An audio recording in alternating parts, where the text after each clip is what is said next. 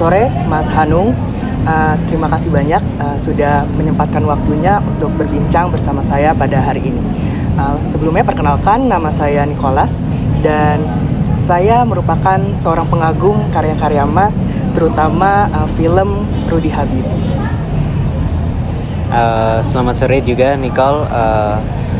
Saya juga senang bisa berbincang dengan Mas Nicole tentang film Rudy Habibie ini. Sebelum mulai, boleh saya tahu sudah berapa lama Mas Hanung berkecimpung di dalam industri perfilman ini? Mungkin kurang lebih sekitar 15 tahun ya Mas. Wow, sebuah perjalanan yang sangat panjang ya Mas. Iya. Hari ini saya akan bertanya-tanya nih Mas mengenai bagaimana proses menggabungkan sejarah dengan cerita fiksi dalam sebuah film berdasarkan pengalaman yang sudah Mas Hanung lewati, khususnya di film Rudy Habibie ini. Sebelum kita melanjutkan wawancara ini, saya ingin memastikan juga bahwa kita sudah sepakat sebelumnya, dan apakah Mas merasa nyaman dan aman untuk melanjutkan wawancara ini? Tentu, saya sangat merasa nyaman untuk melanjutkan. Baik. Jika ada pertanyaan yang tidak ingin dijawab, Mas tidak perlu untuk menjawab. Oke, terima kasih. Terima kasih Mas Hanung. Jadi mari kita mulai ke pertanyaan yang pertama. Apa yang menjadi dasar Mas dalam menentukan elemen-elemen sejarah yang harus tetap dipertahankan di dalam film ini? Sebenarnya dalam menentukan elemen-elemen sejarah mungkin gampangnya kita tinggal menentukan peristiwa-peristiwa kunci dari kehidupan si Rudy itu ya. Mungkin seperti ketika dia bertemu temannya di Jerman, terus bagaimana kehidupan dia setelahnya kayak gitu. Jadi kan di sini Rudy tergambar sebagai orang yang semangat dan gampang untuk beradaptasi dengan teman-temannya di Jerman. Jadi dari peristiwa-peristiwa ini, dari elemen-elemen ini, harapannya penonton bisa merasakan kedalaman kisahnya kayak gitu. Jadi jika saya memahami dengan baik, Anda berfokus pada peristiwa-peristiwa yang signifikan untuk karakter Rudy ini, agar penonton bisa merasakannya. Lalu bagaimana Anda memutuskan bahwa suatu elemen sejarah itu cukup penting untuk tidak diubah? Nah, menurut saya kan kita bisa mengkategorisasikan hal tersebut ya. Misal kayak saya berpikir apa ya yang peristiwa yang itu berdampak besar bagi hidup Rudy itu sendiri. Misalnya kayak pas dia mendapatkan dukungan dari dosen dia di Aachen kayak gitu. Jadi tanpa dukungan dari dosen dia, mungkin kehidupan khususnya dalam akademis Rudy tersebut mungkin akan lebih susah. Jadi menurut saya ada peristiwa-peristiwa besar yang signifikan yang memang itu harus perlu tetap dijaga agar storyline-nya tetap bagus. Wah, menarik sekali ya Mas. Jadi Anda sangat mempertimbangkan nih elemen-elemen apa saja yang ada di kehidupannya Rudy. Yeah. Lalu saya ingin bertanya juga, bagaimana Anda memutuskan bagian-bagian mana saja yang di dalam cerita yang boleh untuk ditambah ataupun diubah untuk kepentingan dramatisasi di dalam film ini? Menurut saya dramatisasi itu sangat penting ya dalam suatu cerita karena dia berfungsi untuk memperkuat karakter beserta emosinya. Misalnya saat Rudy di Jerman dia mendapatkan banyak tekanan dari teman-temannya tapi dia ingin membuktikannya. Dari situ kita mengajak penonton untuk senantiasa merasakan bagaimana perjuangan Rudy Habibie itu sendiri. Nah, tapi kita bisa merasakannya dengan dramatisasi yang kita buat tanpa melupakan fakta yang ada. Jadi menurut aku dramatisasi itu penting, tapi tanpa melupakan fakta yang ada.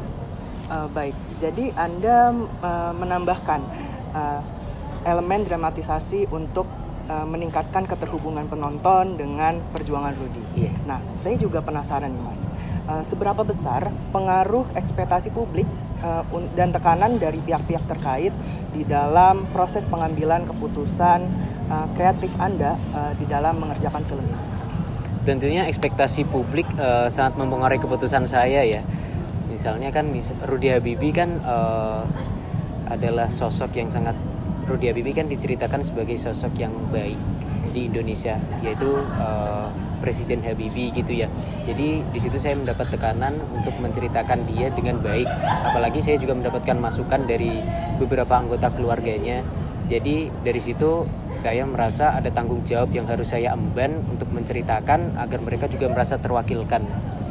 Jadi tentu saja ini menjadi tanggung jawab bagi saya untuk menggabungkan antara kreativitas dan tanggung jawab menjaga nama baik beliau. Wah, itu merupakan tantangan yang besar ya Mas. Iya. Apalagi ada harapan yang tinggi dari publik gitu.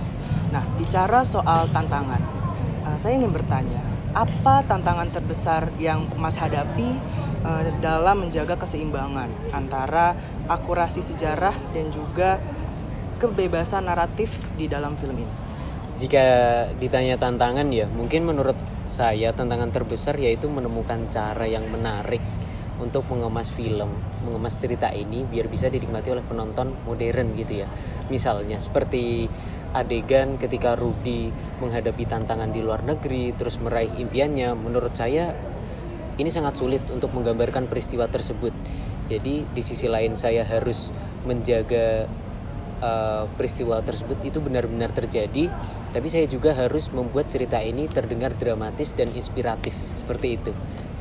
Wah, terdengar menantang sekali ya Mas.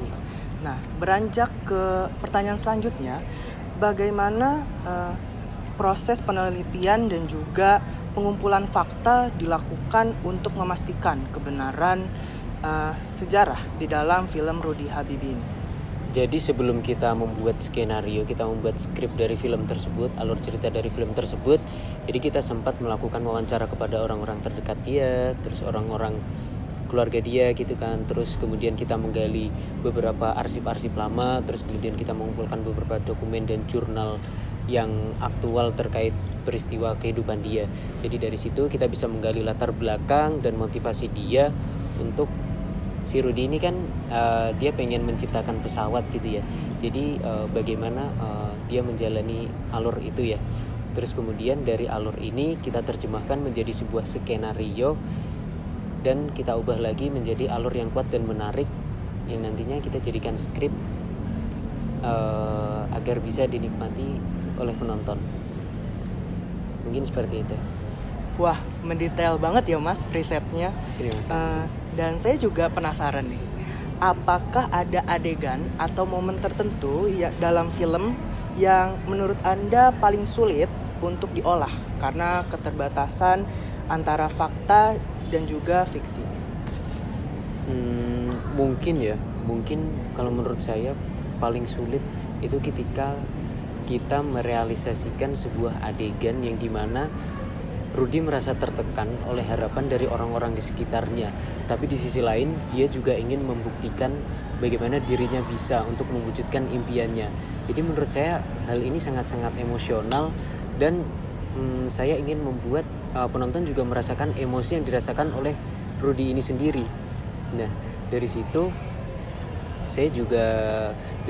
bisa terlihat bagaimana antara kenyataan dan dramatisasi menjadi satu. Kalau menurut saya itu sangat sulit tapi sangat menarik jika kita berhasil untuk merealisasikannya. Wah, nggak kerasa ya Mas, sudah sampai malam dan kita sudah berbincang cukup lama nih. Iya. Dan kita sudah berada di akhir sesi wawancara. Iya. Dan saya mengucapkan terima kasih banyak atas wawasan yang sudah Mas infokan terkait proses pembuatan film Rudy Habibie ini. Dan menurut saya info yang setelah Mas berikan sangat informatif dan juga berguna bagi semuanya. Iya, saya juga mengucapkan terima kasih. Sebenarnya saya juga senang ketika bisa berbincang mengenai film ini. Terus harapan saya semoga dari hasil wawancara ini orang-orang bisa merasakan bagaimana impact atau dampak baik dari pembuatan film ini. Terima kasih. Terima kasih.